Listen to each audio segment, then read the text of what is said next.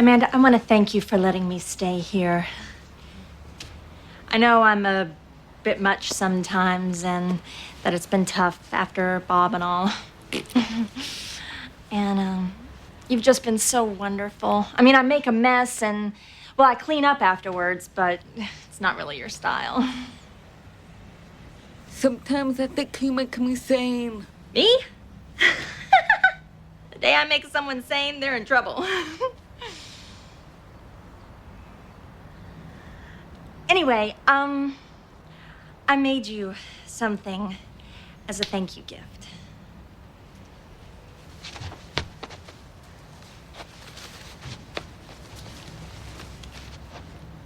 Open it.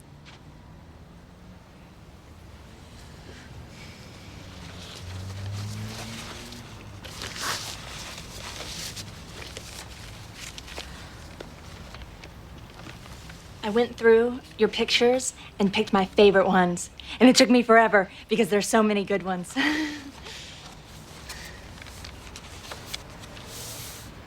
This. That's for all the wonderful photos you will be taking.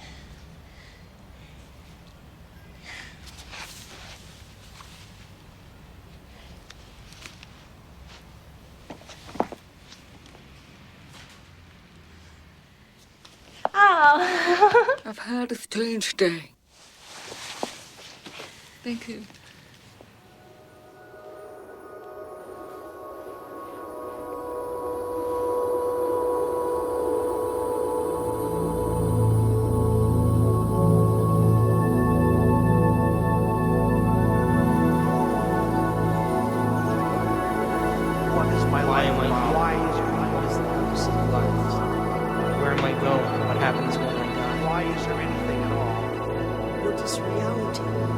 It makes you wonder, doesn't it?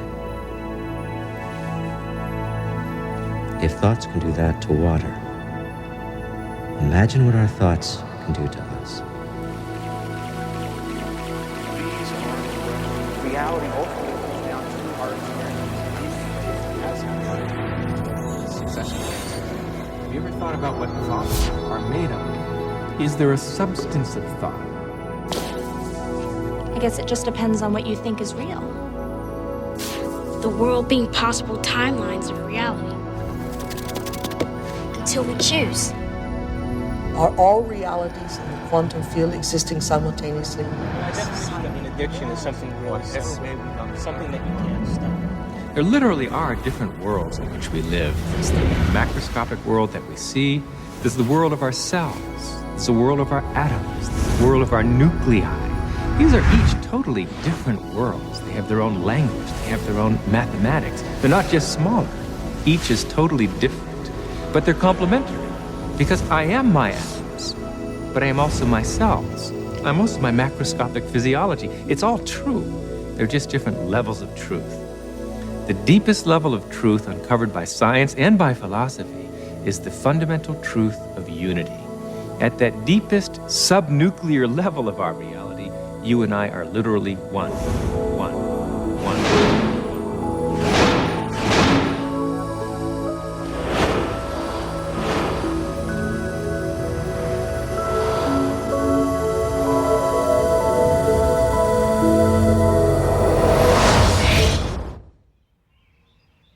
I wake up in the morning and I consciously create my day the way I want it to happen.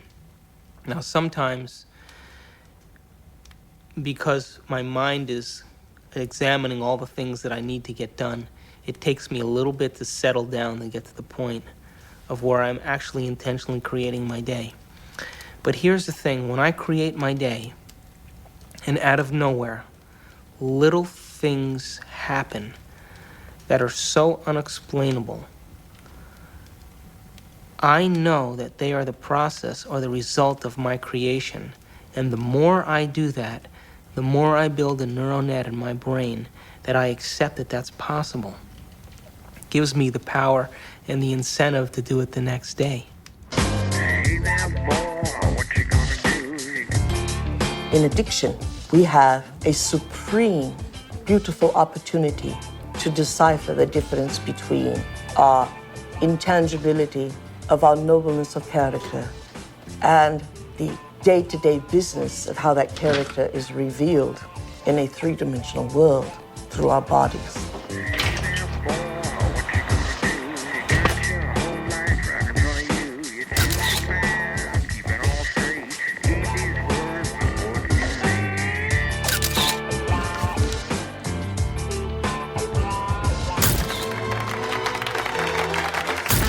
Weddings. And what we will learn is that addiction is the feeling of a chemical rush that is cascaded through the bodies through a whole assortment of glands and ductless glands and through the spinal fluid, a feeling that some would call a sexual fantasy. It only takes one sexual fantasy for a man to have a hard-on. In other words, it only takes one thought here for a man to have an erection in his member. And yet, there was nothing outside of him that gave him that. It was what was within him that gave him that. Oh, hey, Amanda, I didn't know you were there.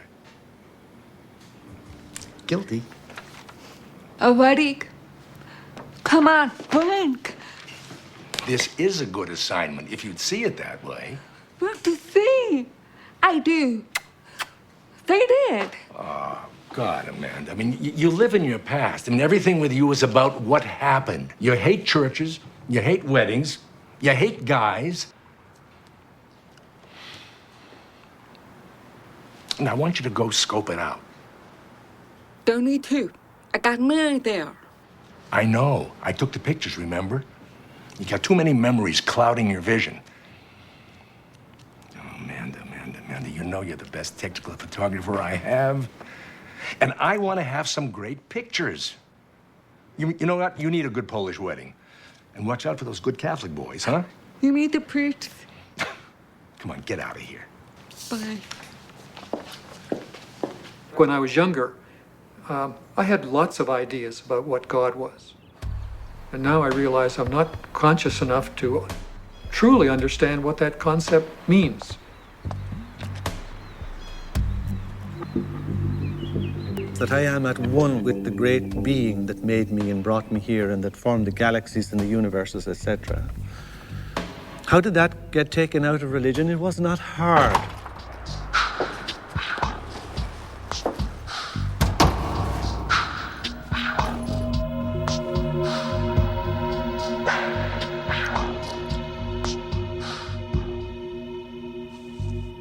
Most of the problems that religion and various philosophical movements down through the centuries have produced have been errors because that's where they started. That God is a distinct, separate being from us, to whom I must offer worship, whom I must cultivate, humor, please, and hope to attain a reward from at the very end of my life. That is not what God is. That is a blasphemy. God is such a broad thing, some parts of which, most of the parts of which that are associated with organized religion is something that I sort of recoil at and something that I think has done a lot of harm to the world, done harm to women, done harm to oppressed peoples, done harm to the World Trade Center. And yet, at the same point, we have the epitome of a great science. The closest science has ever come to explaining Jesus' interpretation that the mustard seed was larger than the kingdom of heaven. And the only science that can fit into that analogy is quantum physics.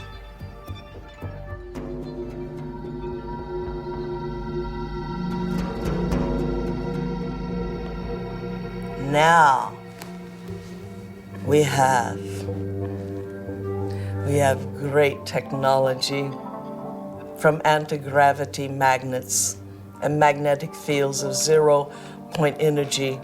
We have all that, and we still have this ugly, superstitious, backwater concept of God.